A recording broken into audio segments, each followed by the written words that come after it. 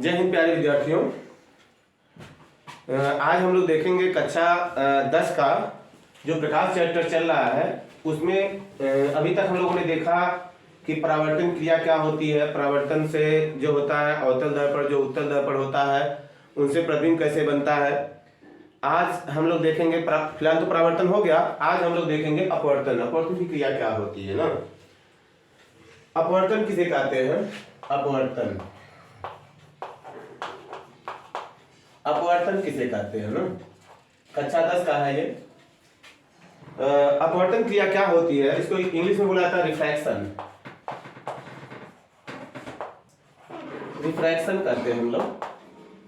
अपवर्तन किसे कहते हैं? जब प्रकाश की किरण क्या होती है, एक माध्यम से दूसरे माध्यम में जाती है। जब प्रकाश किरण एक माध्यम से दूसरे माध्यम में जाती है तो इस घटना तो वो क्या करती है, अपने मार्ग से थोड़ा सा क्या होती है, विचलित हो जाती है। देखिए प्रकाश की किरण क्या होती है, जब एक माध्यम से दूसरे माध्यम में जाती है, मान लो ये एयर है, यहाँ मान लीजिए वाटर है ना, वाटर है। जब प्रकाश की किरण क्या होती है, एयर से यानी एक माध्यम ये हुआ और एक माध्यम ये हुआ ना, तो जब प्रकाश की किरण एक माध्यम से दूसरे माध्यम में जाती है तो अपने मार्ग से थोड़ा सा वो क्या होती है, विचलित हो जाती है, थोड़ा सा हट जाती है, अपने मार्ग से थोड़ा सा ऐसे विचलित हो गई है ना। इस तरह से ये जाना इसको चाहिए था सीधा, लेकिन ये क्या हुई, अपने मार्ग से थोड़ा विचलित हो गई। ये जब एयर टू वाटर आती है तो ये जो आपका अभिलंब होता है, इसको आप जानते हैं अभिलंब होता है ना, अभिलंब होता है।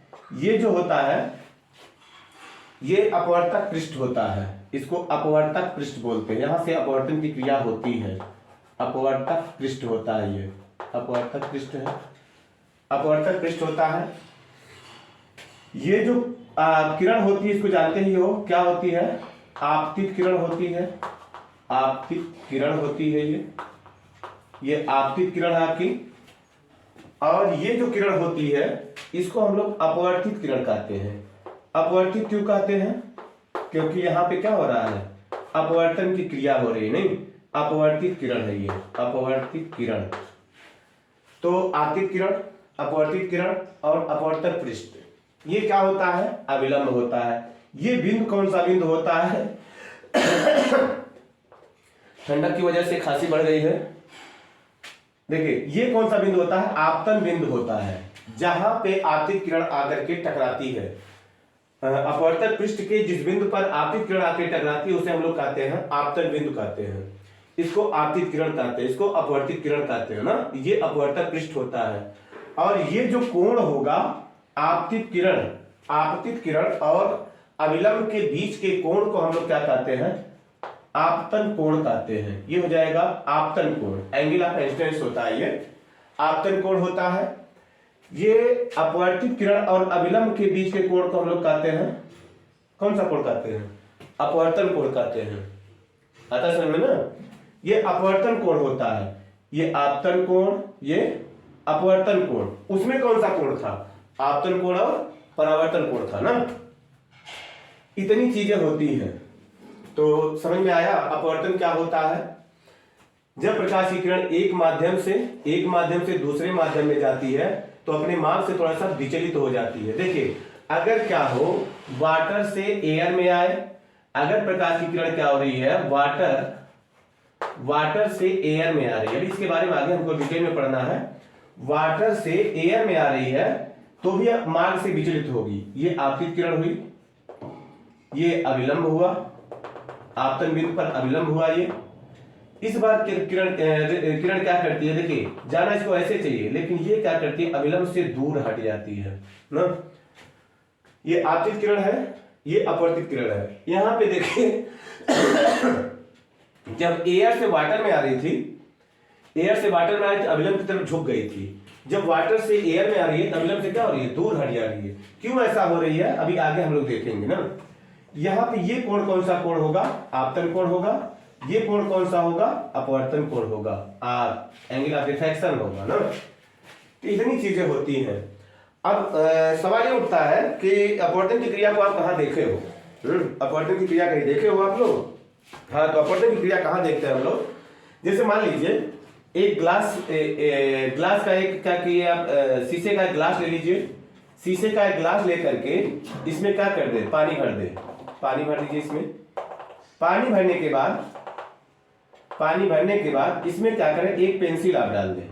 जब आप पेंसिल को डालेंगे, पहले क्या होता है, जैसे मान लीजिए पानी अगर आप नहीं भरे थे ना, पानी जब आप नहीं भरे थे तो पेंसिल क्या होती, ऐसे दिख रही थी। ये पेंसिल आपकी होती है ना, पेंसिल ये इस तरह से होता है, पेंसिल होता है आपका। जब इसमें आप क्या करते हैं, पानी भर देते हैं। पानी भरने के बाद क्या होता है, ये जो पेंसिल होती है यहां से थोड़ा सा बेंड हुई दिखती है, बेंड थोड़ा सा मुड़ी हुई दिखती है पेंसिल ये आपकी। ये किस घटना के कारण हुआ, अपवर्तन के कारण होता है ना। ये अपवर्तन के कारण जो होती है, ये पेंसिल यहां से मुड़ी हुई दिखती है ना, अपवर्तन के कारण होता है। ये एक अपवर्तन घटना का ये उदाहरण है। दूसरा उदाहरण आप ले सकते हो, आप एक कटोरा ले लीजिए या कोई पात्र ले लीजिए, ऐसा रहे, ट्रांसपेरेंट ना रहे। इसमें क्या करें, एक कॉइन आप रख दें, कॉइन ऐसे रख दीजिए, इसमें कॉइन रख देंगे। इसमें पहले जब यहां से आप देखेंगे ये कॉइन आपको नहीं दिखता है, कॉइन आपको नहीं दिखता है, कॉइन नहीं दिख रहा था आपको। फिर जब इसमें हम लोग क्या करते हैं, पानी भरना चालू कर देते हैं, पानी भरना चालू कर देते हैं, इसमें पानी भरना ऐसे चालू कर देते हैं, ये कॉइन क्या होता है, थोड़ा सा क्या होता है, उठा हुआ प्रतीत होने लगता है, ऐसे उठा हुआ प्रतीत होने लगता है ना, ये उठा हुआ इस तरह से प्रतीत होने लगता है। और ये कॉइन क्या होगा, अब आपकी आंख को क्या करेगा, दिखने लगेगा। ये क्यों होता है, अपवर्तन के कारण होता है। कैसे होता है, अभी आगे हम लोग देखेंगे ना। ये घटना कैसे होती है, जब हम लोग सघन माध्यम और विरल माध्यम को अच्छी तरह से जान जाएंगे, अपवर्तनांक जान जाएंगे, तब ये चीजें हमको समझ में आएंगी ना। तो अपवर्तन का ये भी उदाहरण है, अपवर्तन का ये भी उदाहरण है ना, अपवर्तन के कारण ऐसा होता है ना। तारे जो टिमटिमाते हैं ना, तारों का टिमटिमाना भी किसके कारण होता है, अपवर्तन के कारण होता है ना। तो ये सब अपवर्तन के उदाहरण होते हैं।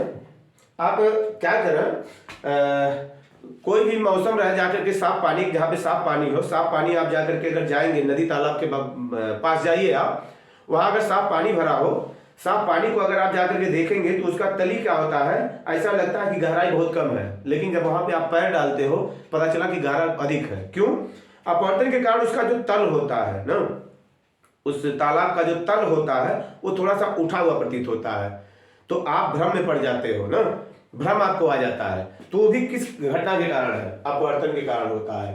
अपवर्तन के कारण ये सब घटना सॉरी अपवर्तन के कारण ये सब घटनाएं होती रहती है ना।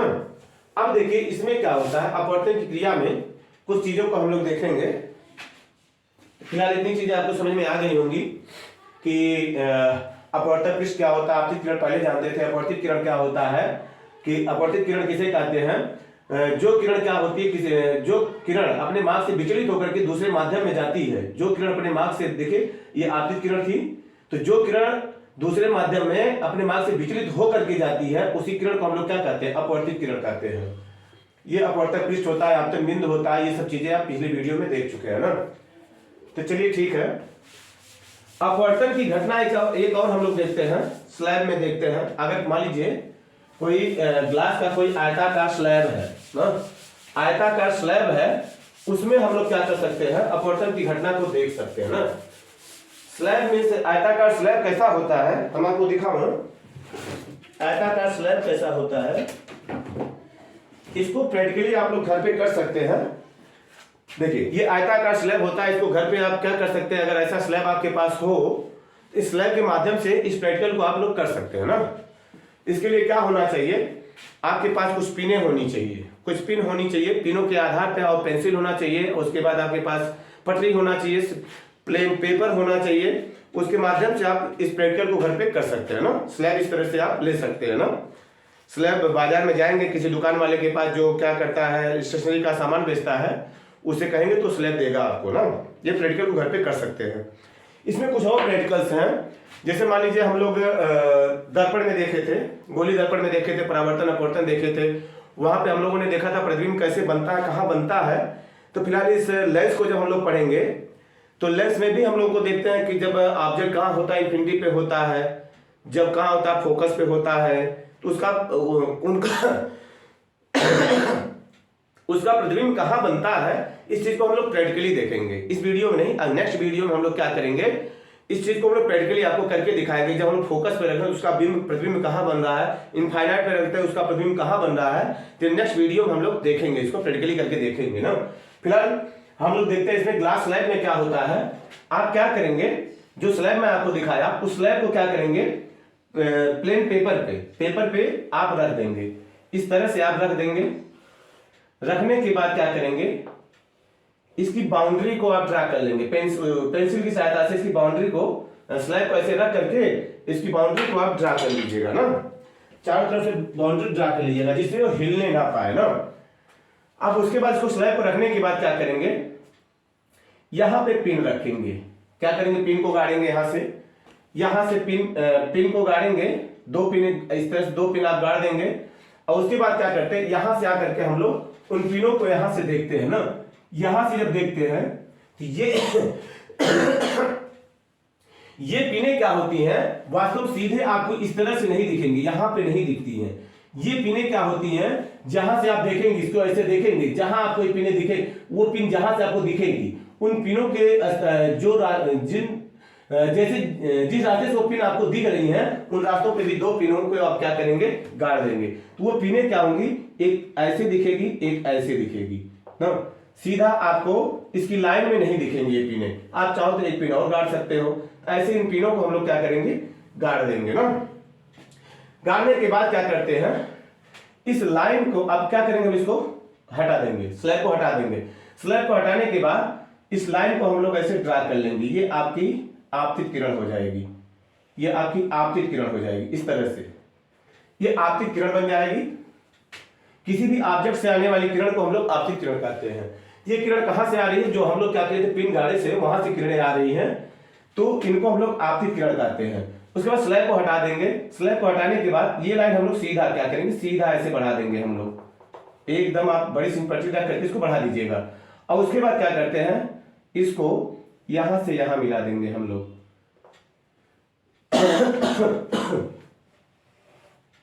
इसको देखिए क्या करेंगे, ये पहले तो यहां पे हम लोग अभिलंब खड़ा कर लेते हैं, एक अभिलंब यहां पे हो जाएगा।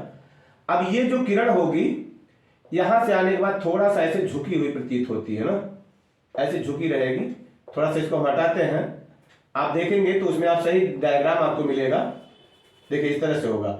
एक अविलंब हम लोग क्या करेंगे, यहाँ पे खड़ा करेंगे, अविलंब नॉर्मल यहाँ पे होगा, एक अविलंब यहाँ पे होता है, एक अविलंब यहाँ पे होता है। अब ये जो किरण होती है इस तरह से इस तरफ आती हुई प्रतीत होगी, इस तरह से आएगी ये। देखिए आपको जो पिने गाड़े रहेंगे वास्तव में उनके पिनों को हटाएंगे, उन बिंदुओं को मिलाकर जब लाइन खींचेंगे तो ये लाइन एकदम सीधी आपको ऐसे दिखेगी। नहीं, ये दोनों लाइनें आपको पैरेलल दिखेंगी, ये दोनों लाइनें आपको पैरेलल में दिखेंगी, इस तरह से होंगी ये ना।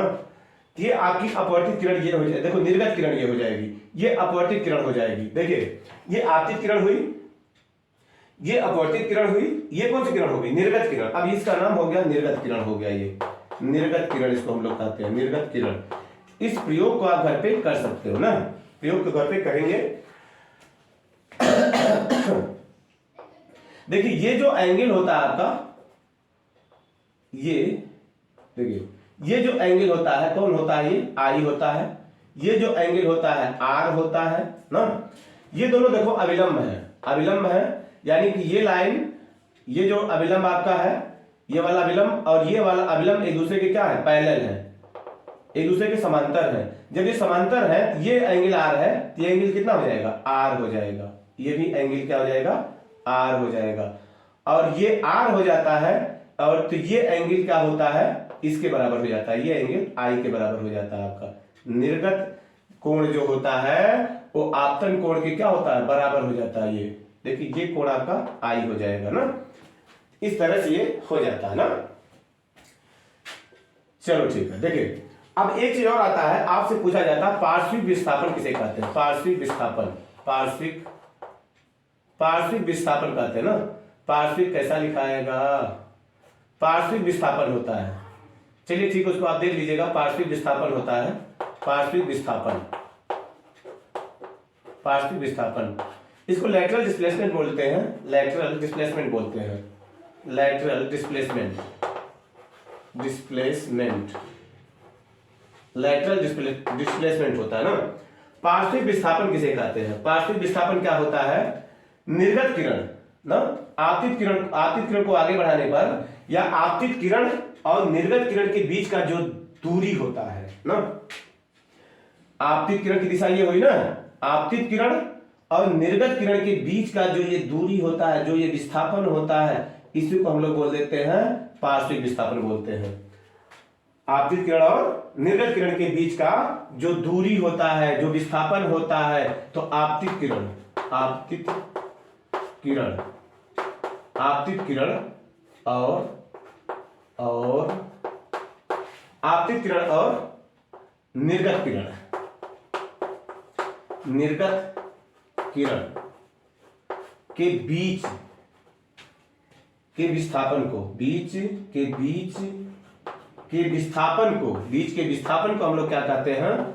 विस्थापन, विस्थापन को हम लोग कहते हैं, क्या कहते हैं? पार्श्विक विस्थापन कहते हैं ना। तो इसको ध्यान में रखेंगे आप, पार्श्विक विस्थापन क्या होता है ना। ये चीजें समझ में आई, इसको प्रैक्टिकली आप घर पे कर सकते हैं ना। चलिए ठीक है, अब हम लोग देखते हैं अगला चीज, अपवर्तनांक किसे कहते हैं ना। किसी माध्यम का अपवर्तनांक क्या होता है? माध्यम का अपवर्तनांक किसे कहते हैं? तो थोड़ी देर के लिए इसमें हम फिगर को रहने देते हैं। माध्यम का अपवर्तनांक किसे कहते हैं? रिफ्रैक्टिव इंडेक्स ऑफ मीडियम ना, माध्यम का अपवर्तनांक किसे कहते हैं? रिफ्रैक्टिव इंडेक्स ऑफ मीडियम क्या होता है?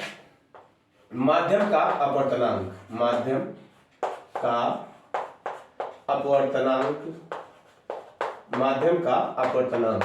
देखिए चीजों को क्या करोगे आप, कॉपी पेन सब रख के लेकर रखोगे, और जो डिफिनीशन मैं बोलता हूं उस डिफिनीशन को आप इसके लिख लीजिएगा। और डिफिनीशन वास्तव में हूबहू नहीं लिखा जाता, जो चीज मैं बता रहा हूं जरूरी नहीं वही चीज आप लिखो ना। डिफिनीशन को आप, अगर आप चीजों को अच्छी तरह समझ रहे हैं ना, अच्छी तरह समझ रहे हैं, अपने भाषा में डिफिनीशन को लिखिए। अभी जरूरी नहीं है कि जहां मैं का बोला हूं वहां आप का लिखे, जहां मैं की बोला हूं वहां आप की लिखे, कदापि ऐसा न करें। ऐसा आप करेंगे या इस तरह से अगर आप किसी भी डिफिनीशन को या किसी भी चीज को जब आप रटेंगे, हूबहू किसी चीज को रटेंगे, तो पता चला उसमें से अगर एक वर्ड भूला या आ का मात्रा ई का मात्रा भूला, तो पूरा आपको क्या नाम है, सेंटेंस पूरा गायब हो जाता है ना।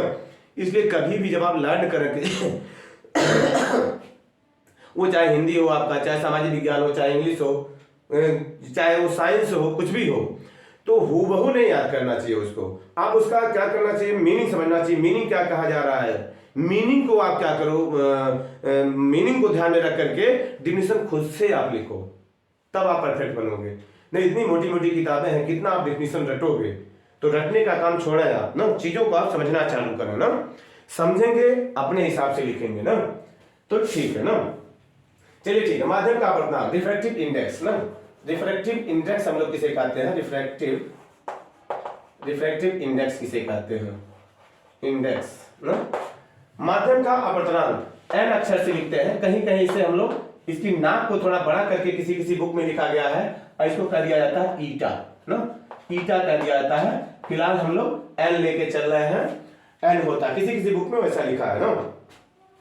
माध्यम का अपवर्तनांक किसे कहते हैं? किसी माध्यम के देखिए किसी माध्यम में प्रकाश की चाल तथा दूसरे माध्यम में प्रकाश की चाल, या दो माध्यम मान लीजिए है, दो माध्यम मान लीजिए है, माध्यम का अपवर्तनांक हमको देखना है। किसी माध्यम का अपवर्तनांक क्या होता है?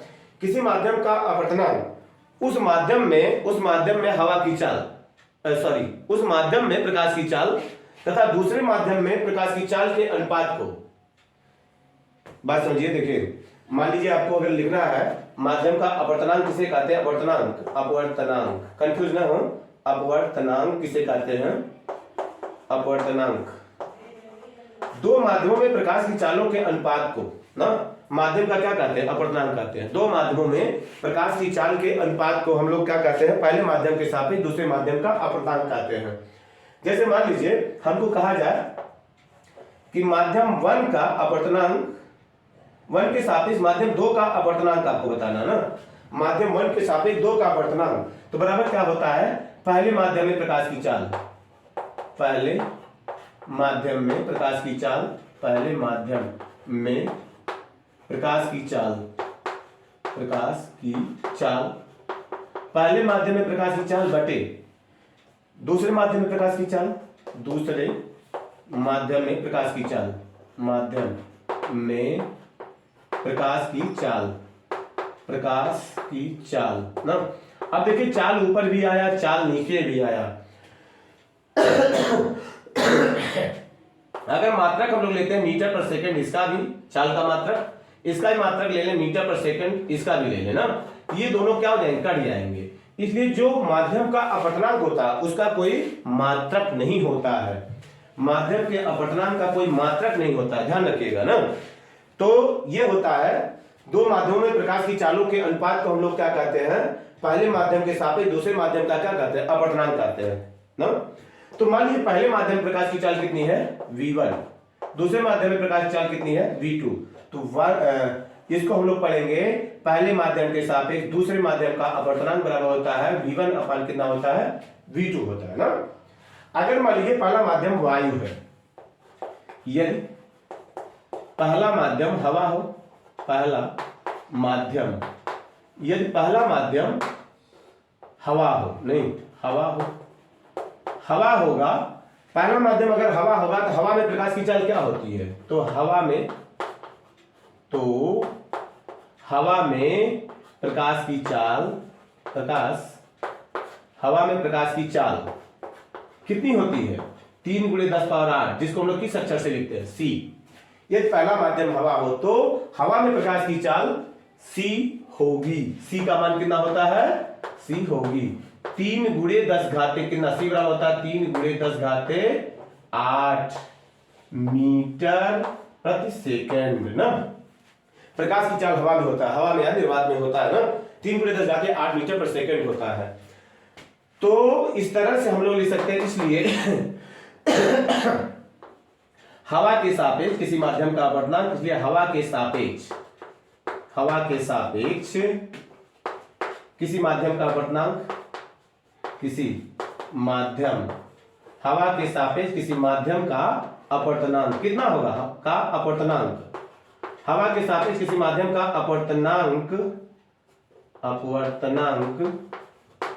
हम लोग क्या लिखेंगे, इसको लिख देंगे n ना, किसके सापेक्ष, हवा के सापेक्ष दूसरे माध्यम का अपवर्तनांक बराबर हो जाएगा VA अपान, यानी हवा में प्रकाश की चाल बटे कितना हो जाएगा, माध्यम 2 में प्रकाश की चाल, हवा में प्रकाश की चाल का कितना हो C, दूसरे माध्यम में प्रकाश की चाल कितना हो V।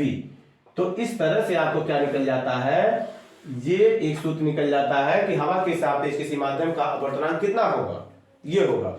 अगर हम ये कहते हैं कि हवा के सापेक्ष ग्लास का अपवर्तनांक, हवा के सापेक्ष ग्लास का अपवर्तनांक, तो NaG बराबर कितना हो जाएगा, देखो हवा के सापेक्ष ग्लास का अपवर्तनांक बराबर VA अपान कितना हो जाएगा, VG बराबर VA का मान कितना होगा, VA का मान C अपान कितना हो जाएगा, VG माने हो जाएगा V, C अपान V इतना हो जाएगा। तो किसी के सापेक्ष किसी का अपवर्तनांक हम लोग क्या कर सकते हैं, ज्ञात कर सकते हैं। इस तरह से ये चीजें आपकी होती है ना, ये अपवर्तनांक होता है ना। तो अपवर्तनांक समझ में आया क्या होता है, अपवर्तनांक किसे कहेंगे, भाई जब आपको आता है कि माध्यम के अपवर्तनांक से आप क्या समझते हो, किसी माध्यम के अपवर्तनांक से क्या समझते हो, तो दो माध्यमों में जो प्रकाश की चालों का जो अनुपात होता है, दो माध्यमों में प्रकाश की चालों का अनुपात पहले माध्यम के सापेक्ष दूसरे माध्यम का क्या कहलाता है, अपवर्तनांक कहलाता है। तो इसको आप लोग क्या करेंगे, ध्यान में रखेंगे ना। तो आशा करते हैं कि बातें आपको समझ में आई होंगी। आपसे अपवर्तनांक का मात्रक कोई पूछेगा क्या बताएंगे इसका कोई मात्रक नहीं होता है, क्योंकि ये दो माध्यमों में चालों का अनुपात है, दो माध्यमों में चालों का अनुपात है, इसलिए क्या होगा, इसका कोई मात्रक नहीं होगा ना। इस तरह से आप इसको ध्यान में रखेंगे ना। चलिए ठीक है, माध्यम का अपवर्तनांक आपका हो गया।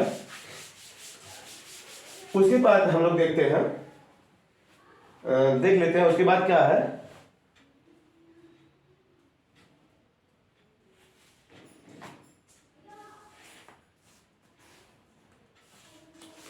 देखिए आपकी किताब में दिया है कुछ माध्यमों के अपवर्तनांक दिए गए हैं।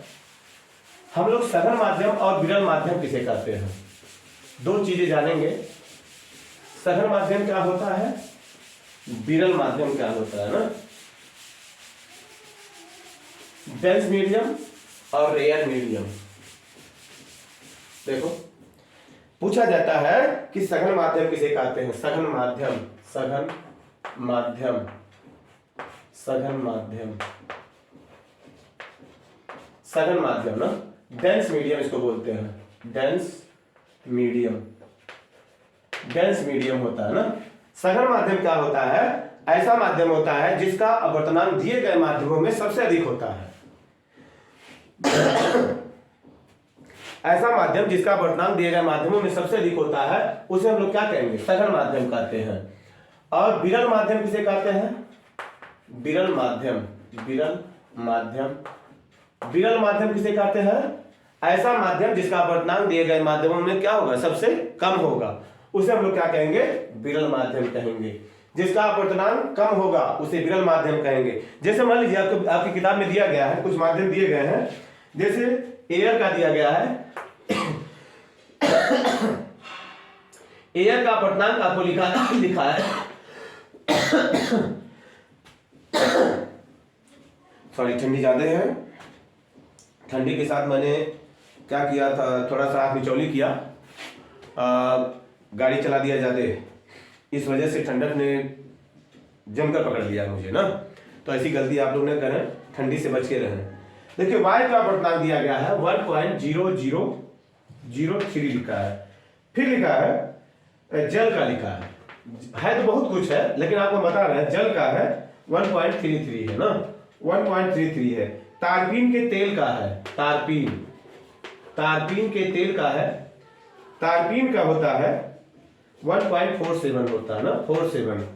अब क्राउन कांच का होता है, देखिए क्राउन कांच, क्राउन ग्लास का होता है, क्राउन कांच का, क्राउन कांच का लिखा है 1.52 लिखा है ना, 52। ऐसे कनाडा बाल्सम है, एक सीमेंट होता है, अभी आगे हम लोग देखेंगे इसका यूज कहाँ होता है। कनाडा बाल्सम, कनाडा बाल्सम ये सीमेंट होता है, पारदर्शी सीमेंट होता है, इसका होता है 1.53 होता है। नीलम, नीलम क्या होता है, नीलम एक पत्थर टाइप होता है जिसका लोग आभूषण वगैरह बनाते हैं, 1.77 इसका होता है। फिर हीरा होता है, हीरा, हीरा का होता है 2.42, 2.4। अब देखिए, अब इसमें अगर आपसे कहा जाता है कौन विरल है कौन सघन है, हमको ये देखना होगा किसमें किसमें देखा जा रहा है। अगर इन तीनों में देखा जा रहा है तो ये क्या हो जाएगा, रेयर हो जाएगा, विरल हो जाएगा, ये क्या हो जाएगा, सघन हो जाएगा। अगर इनमें देखा जा रहा है, तीनों में देखा जा रहा है, ये विरल हो जाएगा, ये सघन हो जाएगा। ऐसे अगर इन चारों में देखा जा रहा है, ये विरल हो जाएगा, ये क्या हो जाएगा, सघन। तो जिसका अपवर्तनांक जिसका अपवर्तनांक क्या होगा, अधिक होगा, वो क्या होगा, सघन होगा। जिसका अपवर्तनांक क्या होगा, कम होगा, वो क्या होगा, विरल होगा ना। तो इस तरह से हम लोग जान गए कि सघन माध्यम क्या होता है, विरल माध्यम क्या होता है। अब एक चीज जान के रखेंगे कि जब प्रकाश की किरणें क्या होती हैं, अभी जो हम लोग बना रहे थे, हम बताए थे कि जब एयर से वाटर में गया तो प्रकाश की किरण क्या हुई थी, झुक गई थी, अभिलंब की तरफ झुक गई थी। और जब वाटर से कहां गई थी, एयर में गई थी, तो अभिलंब से दूर हट गई थी। स्टार्टिंग में बताए थे ना, उसी को फिर से देखते हैं हम लोग। जब यहां हम लिखे थे एयर ना, यहां लिखे थे वाटर, लिखे थे ना, वाटर, एयर और वाटर। अब देखिए एयर क्या है, विरल है, वाटर क्या है, जल क्या है, सघन है। यानी जब प्रकाश की किरण क्या होती है, विरल विरल से सघन में आती है। मान लीजिए आपकी किरण है आपकी, ये विरल से आ रही है, ये अभिलंब आपका हुआ, देखिए इस तरह से अभिलंब हुआ। इसको प्रैक्टिकली हम लोग देख सकते हैं ना, जब क्या होती है प्रकाश की किरण विरल माध्यम से, विरल, अब विरल कुछ भी हो सकता है, इनको लेंगे तो ये विरल हो जाएगा, ये सघन हो जाएगा ना। तो जब प्रकाश की किरण क्या होती है, विरल माध्यम से सघन माध्यम में आती है, सघन, सघन में आती है, तो वो अविलंब की तरफ क्या होती है, झुक जाती है, अविलंब की तरफ झुक जाती है ना। जब प्रकाश की किरण विरल माध्यम से सघन माध्यम में आती है तो अविलंब की तरफ झुक जाती है, ध्यान रखेंगे इसको ना। और जब प्रकाश की किरण सघन माध्यम से विरल माध्यम में आती है, फिर हम लोग यहां बनाए थे, यहां पर बताया था मैं ये वाटर, फिर इसको लिया था एयर ना। जब प्रकाश की किरण क्या होती है सघन, अब वाटर क्या हुआ, वाटर अपवर्तनांक अधिक है तो ये क्या हो गया सघन। जब प्रकाश की किरण सघन से कहां आती है, विरल में आती है ना। जब प्रकाश की किरण क्या होती है सघन से विरल में आती है तो अविलंब से क्या होती है, दूर हट जाती है ना। जब क्या होती है सघन से विरल में आती है, सघन से विरल में आती है, अविलंब से क्या होती है, दूर हट जाती है। जब विरल से सघन में जाती है तो अविलंब की तरफ क्या होती है, झुक जाती है ना। इन चीजों को आप लिख लोगे, नोट बना के लिख लोगे कि जब प्रकाश की किरण क्या होती है विरल माध्यम से सघन माध्यम में जाती है, विरल माध्यम से सघन माध्यम में जाती है तो अविलंब की तरफ झुक जाती है। जब सघन से विरल में जाती है अविलंब से दूर हट जाती है ना। तो इन चीजों को आप क्या करेंगे, ध्यान में रखेंगे ना। आगे चीजें जो आ रही हैं आपकी, वो आ रहा है लेंस आ रहा है ना। तो लेंस में क्या करेंगे, अगले चैप्टर में हम लोग क्या करते हैं, कुछ प्रैक्टिकली चीजें देखेंगे। प्रैक्टिकल करके हम लोग देखेंगे कि प्रतिबिंब किस तरह से बन रहा है। हम लोग फोकस पे या बिंब की स्थिति को जब हम लोग चेंज कर रहे हैं तो प्रतिबिंब की स्थिति कैसे चेंज हो रही है ना, इसको हम लोग प्रैक्टिकली देखेंगे। तो आशा करते हैं इन चीजों को क्या करेंगे, आप तैयार करेंगे। तैयार करने के बाद क्या करेंगे, नेक्स्ट वीडियो में फिर मिलेंगे। तब तक के लिए जय हिंद, जय भारत, पढ़ते रहिए।